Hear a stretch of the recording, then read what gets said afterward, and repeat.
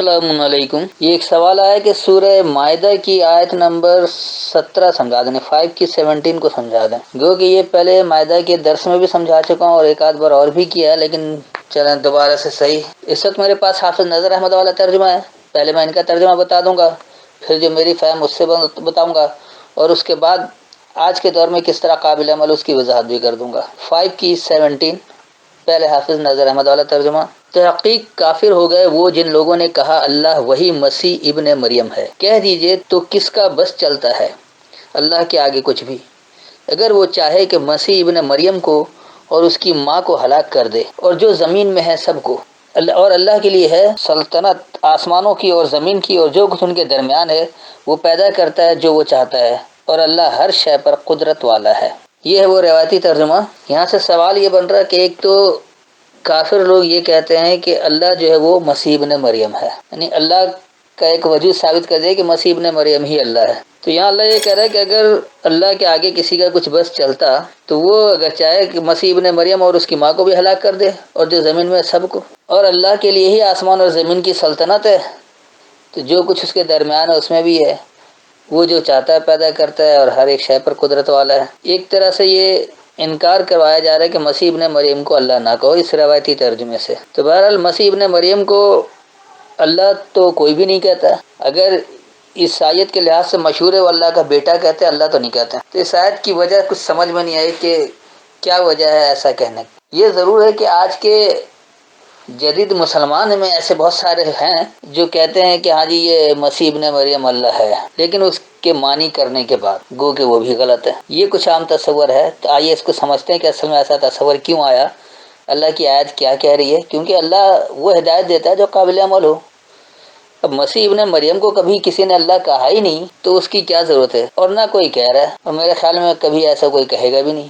شاید کوئی چند سرفرے ہوں تو اللہ وہ چند لوگوں کی بات تو کرتا نہیں، کیونکہ یہ تمام انسانیت کی ہدایت ہے۔ اس میں ہدایت بھی وہی ہے جو اکثریت کو ہی فائدہ پہنچائے۔ پہلے اس کو سمجھتے ہیں۔ لقد کفر الذین، یقیناً انکار کرنے والے لوگ، قالوا انہوں نے یہ کہا، ان اللہ بے شک اللہ، هو المسیح ابن مریم وہی المسیح ابن مریم ہے، یعنی وہی مسیحا ہے بلا تخصیص بہاؤ دینے کی بنیاد۔ مریم رحم سے ہے، رحم کہتے ہیں بغیر یعنی بلا امتیاز بلا تخصیص کسی کو فائدہ پہنچانا، تو وہ جو کسی بنیاد پر بلا امتیاز ہر ایک کو فائدہ پہنچا رہا ہے اور وہ صرف مسیحا بننا چاہ رہا ہے، مسیحت کی بنیاد پر پھیلا رہا ہے۔ تو عموماً جو انکار کرنے والے لوگ ہیں وہ یہ کہتے ہیں کہ جو مسیحا ہے دراصل کسی بنیاد پر جو بلا امتیاز سب کو فائدہ پہنچا رہا ہے، مسیحا بن رہا ہے، تو اللہ یہی ہے۔ قل فمن یملک، کہو پس کون یہ اختیار رکھتا ہے، من اللہ شیئا اللہ سے کچھ، ان ارادہ اگر ارادہ کرے، ان یہلکا یہ کہ وہ ہلاک کرے، المسیح ابن مریم و امہ بلا امتیاز بہاؤ دینے والی کی بنیاد پر مسیحا کو اور اس کے ماخذ والوں کو، ومن فی الارض جميعا اور جو زمین میں ہے سب، وللہ ملک السماوات والارض اور اللہ ہی کے لیے اختیار ہے بلندیوں اور پستی کا، وما بینہما اور جو ان دونوں کے درمیان ہے، یخلق ما یشاء وہ وجود دیتا ہے جو یہ چاہتا ہے، یا وہ پیدا کرتا ہے جو یہ چاہتا ہے، واللہ اور اللہ علی کل شیء ہر ایک شے پر قدیر پیمانہ دینے والا ہے۔ میں اس کا ایک بار روا ترجمہ کر دیتا ہوں پھر سمجھاتا ہوں۔ انکار کرنے والے لوگ یقیناً انہوں نے یہ کہا کہ بے شک اللہ وہی بلا امتیاز بہاؤ دینے کی بنیاد پر مسیحا ہے، کہو پس کون اللہ سے کچھ اختیار رکھتا ہے اگر ارادہ کرے یہ کہ وہ ہلاک کر دے کسی بنیاد پر بلا امتیاز بہاؤ دینے والے مسیحا کو اور اس کے ماخذ والوں کو اور جو زمین میں ہے سب کو، اور اللہ ہی کے لیے بلندیوں اور پستی اور جو ان دونوں کے درمیان ہے اس کا اختیار ہے، وہ وجود دیتا ہے جو یہ چاہے اور اللہ ہر ایک شے پر پیمانہ دینے والا ہے۔ یہ تو تھا رواں ترجمہ۔ اب اس کی وضاحت کرتے ہیں کہ یہ آج کے دور میں کس طرح قابل ہدایت ہے، کس طرح قابل عمل ہے۔ تو ایک بات تو یہ یقینی ہے کہ کوئی بھی مسیح ابن مریم کو اللہ نہیں کہتا ہے، چاہے وہ کوئی بھی ہو، نام نہاد عیسائی ہو، نام نہاد مسلمان ہو یا نام نہاد کچھ اور بھی ہوں، کوئی بھی ایسا نہیں کہتا ہے۔ تو اس کو کہنے کی کیا ضرورت تھی؟ تو یہاں اچھی طرح سے بات سمجھ لیں، کیونکہ مسیح ابن مریم کا ترجمہ نہیں کیا گیا تھا، اس لیے کسی ایک شخص پر لاگو کر دیا۔ مسیح کہتے ہیں مسیحا کو، ابن بنیاد ہے، اور مریم بلا امتیاز بہاؤ دینے والا۔ تو ہر وہ شخص، ہر وہ سسٹم، ہر وہ ادارہ جو بلا امتیاز فائدہ پہنچا رہا ہے، بلا امتیاز کسی کو دے رہا ہے، وہ صرف اس بنیاد پر کہ وہ مسیحا بن جائے۔ مثال کے طور پر جیسے پولیو مہم کے خاتمے کے لیے پولیو اس نے بنیاد بنایا کہ پولیو کا خاتمہ، بنیاد کیا ہے؟ پولیو کا خاتمہ۔ تو پولیو کے خاتمے کی بنیاد پر بلا امتیاز سب کو دے رہا ہے، اور وہ اس کا مسیحا بننا چاہ رہا ہے کہ پولیو کا خاتمہ ہو جائے۔ اس نے بنیاد بنایا کہ پولیو کا خاتمہ کرنا ہے، اس بنیاد پر وہ بلا امتیاز ہر ایک کو دے رہا ہے تاکہ وہ مسیحا بن جائے۔ تو انکار کرنے والے لوگ جو ہیں وہ یہ کہتے ہیں کہ یہ مسیحا بن جانا ہی دراصل یہی تو اللہ ہے۔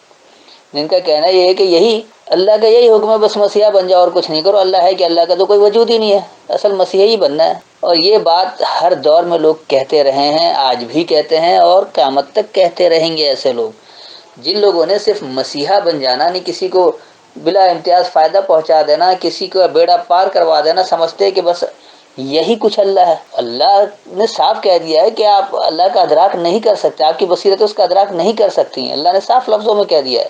تو کیوں اس کو کوئی وجود دینا چاہتے ہیں، کیوں اس کا کوئی تصور لانا چاہتے ہیں؟ اور اکثریت ہمارے یہاں ایسی ہی ہے کہ وہ کوئی حیولہ بنا لیتے ہیں، کوئی تصور لے آتے ہیں، کوئی چیز کر لیتے ہیں، اس کے تحت لاتے ہیں۔ کوئی اللہ کو آئین بنا رہا ہے، کوئی اللہ کو مسیحا بنا رہا ہے، کوئی کہہ رہا ہے بس مسیحت والا کام کرنا ہی دراصل اللہ ہے، کوئی کہہ رہا ہے جی وہ کائناتی قوت اللہ ہے۔ تو یہ تمام جو فساد کی جڑ ہے وہ صرف اس لیے کہ وہ اللہ کو چاہ رہے ہیں کہ وہ اس کا کوئی حیولہ بنا لے، اس کا کوئی تصور بنا لیں، اس کا کوئی ادراکی فہم کر لیں، اور اس کے مطابق ان کو اللہ نظر آئے، جبکہ اللہ نے صاف کہہ دیا کہ لا تدرکہ الابصار، تمہاری بصیرتیں اس کا ادراک کر ہی نہیں سکتی ہیں۔ تو جب آپ کی بصیرتیں ادراک نہیں کر سکتے، اس کو آپ چھوڑ دیں۔ لیکن اس کو چھوڑنے کے بجائے ہر ایک کوئی اپنا ایک حیولہ دے رہا ہے، ایک نظریہ دینا چاہ رہا ہے کہ اللہ کیا ہے، اللہ کس طرح کا۔ کسی نے آئین کو اللہ بنا دیا کہ آئین کے تحت چلیں گے تو دراصل اللہ کی تابعداری ہو رہی ہے۔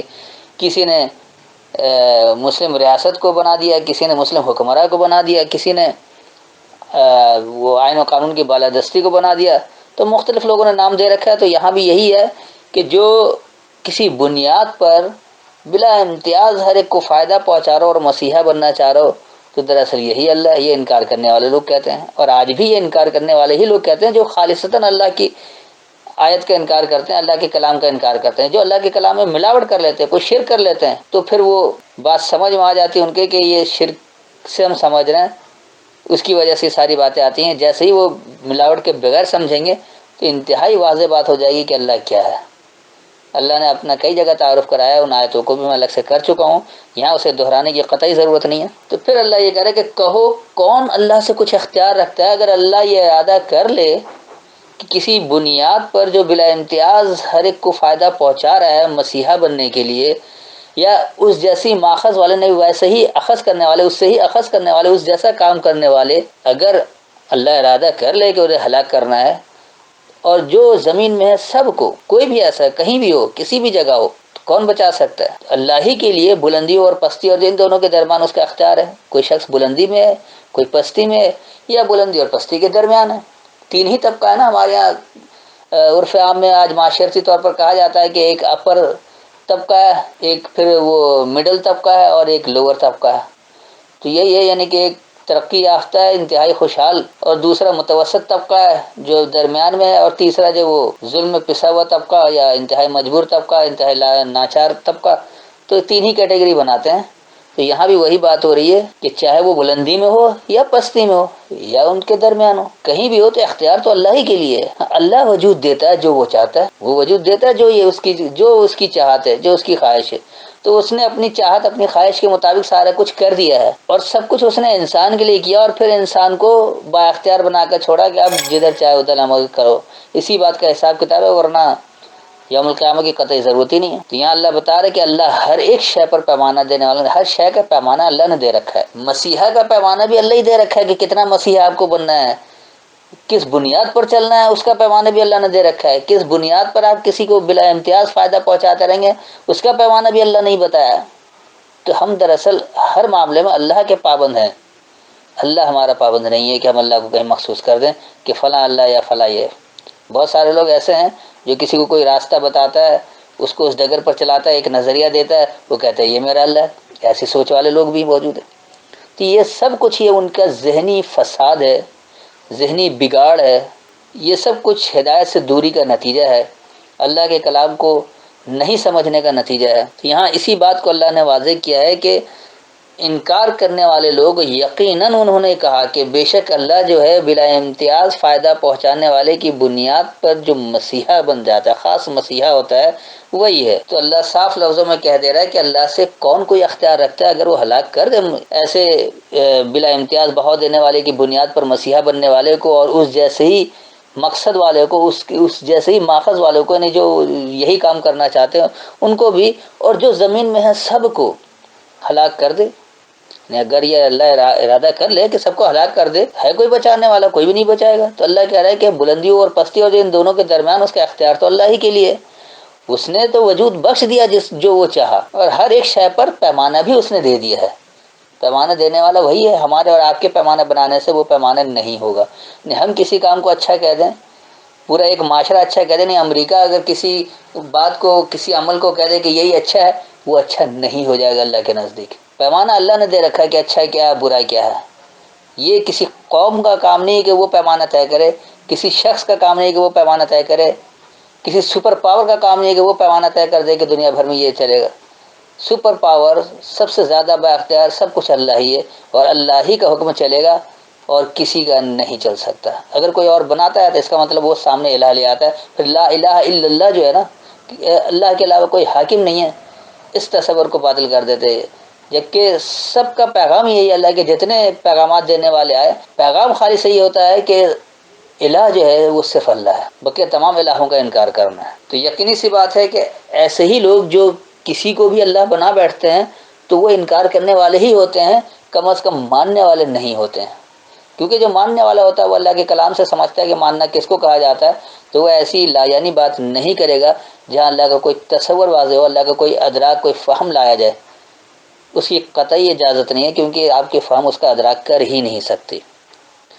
اور اگر اللہ ایسے افراد کو ہلاک کرنے کا ارادہ کر لے تو کوئی اس سے بچا بھی نہیں سکتا ہے۔ اب اس کی میں نے مثال جیسے بل گیٹس کا بتایا کہ وہ ایک بنیاد لے کر بلا امتیاز ہر جگہ دے رہا ہے، چاہے وہ مسلمان ہو، ہندو ہو، سکھ ہو، کافر ہو، مشرک ہو، عیسائی ہو، یہودی ہو، کوئی بھی ہو، کوئی تخصیص، کوئی پابندی نہیں لگا رکھا ہے۔ بلا امتیاز اس نے، بلا امتیاز وہ پولیو کے خاتمے کی بنیاد بنا لیا، اس کی بنیاد پر وہ مسیحا بننا چاہتا ہے کہ اس کی وجہ سے یہ سب کچھ دور ہو جائے۔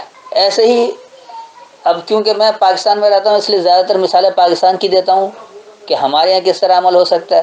تب ہمارے یہاں عبدالستار ایدھی ایک مسیحا تھا، اس نے کیا بنیاد بنا رکھا تھا کہ انسانیت کی خدمت کرنی ہے، چاہے کوئی بھی ہو یا نہ ہو، اکیلے بھی کرنا پڑے، کچھ بھی ہو، انسانیت کی قدر کی جائے، انسانیت کے لیے کام کیا جائے، جو لاچار، مجبور، بے بس ہو گئے ہیں ان کے لیے کام کیا جائے۔ تو اس نے انسانیت کی بنیاد پر بلا امتیاز کام کیا۔ اس نے کبھی نہیں دیکھا کہ یہ ہمارا ماننے والا ہے یا نہیں، یہ پاکستانی ہے یا غیر پاکستانی ہے۔ بس جو بھی اس کے سامنے آ گیا، جس کی ضرورت اس نے محسوس کی، جہاں انسانیت کا تصور آیا، وہ ہر ایک کے لیے چلا، تو وہ بھی ایک مسیحا تھا۔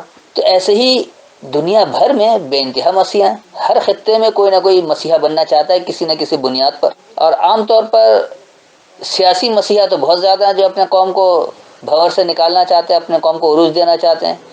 امریکی صدر تو اکثر امریکی مسیحا ہی ہوتا ہے کہ امریکہ کو سپر پاور بنا کر رکھے، اسے گرنے نہ دے۔ اس کی مسیحیت کی بنیاد یہ ہے کہ ہم سپر پاور رہیں اور ہمارا قانون دنیا بھر میں لاگو ہو۔ تو ایسے ہی ہر ملک میں، ہر جگہ، ہر خطے میں ایک مسیحا ہوتا ہے، کئی ایک بھی ہوتے ہیں، کہیں ایک ہوتا ہے، کہیں کئی ایک ہوتے ہیں۔ اس لیے مسیح ابن مریم و امہ، اللہ نے لفظ کہا کہ اس جیسے ہی ماخذ والے بھی ہوں، جو وہی مقصد لے کر چلنے ہو، چاہے وہ خود ایک ایسا بلا امتیاز کسی بنیاد پر مسیحا بننے والا ہو، یا اس جیسے ہی مقاصد رکھنے والے، اس جیسے ہی اخذ کرنے والے، اسی کام کو اخذ کر کے چلنے والے ہوں۔ تو ایسے زمین میں جتنے ہوں سب کے سب بھی ہو جائے، اللہ سب کو ہلاک کر سکتا ہے، اگر وہ ارادہ کر لے کوئی نہیں بچا سکتا ہے۔ اللہ کے اختیارات کو کہیں چیلنج نہ کیا جائے، اللہ نے جو چاہا وہ اس نے بنا دیا ہے، اور اللہ ہی ہر شے پر پیمانہ دینے والا ہے۔ اب پیمانہ مقرر کرنے کے لیے بھی کوئی اپنے آپ کو لاگو نہ کرے کہ ہمارا پیمانہ چلے گا، چاہے وہ وقت کا سپر پاور ہو یا کوئی بھی ہو، کہیں بھی پیمانہ جو اللہ کا دیا ہوا ہے اس کے علاوہ چلائیں گے تو وہ کامیاب نہیں ہوگا۔ پیمانہ اللہ ہی کا دیا ہوا ہے، اور اسی پیمانے کے مطابق عروج و زوال ہے۔ ورنہ نہیں ہو سکتا ہے۔ امید ہے اتنی وضاحت کافی ہو گئی ہوگی، پھر بھی کوئی تشنگی رہی ہو تو بعد میں سوال کر سکتے ہیں۔ السلام علیکم۔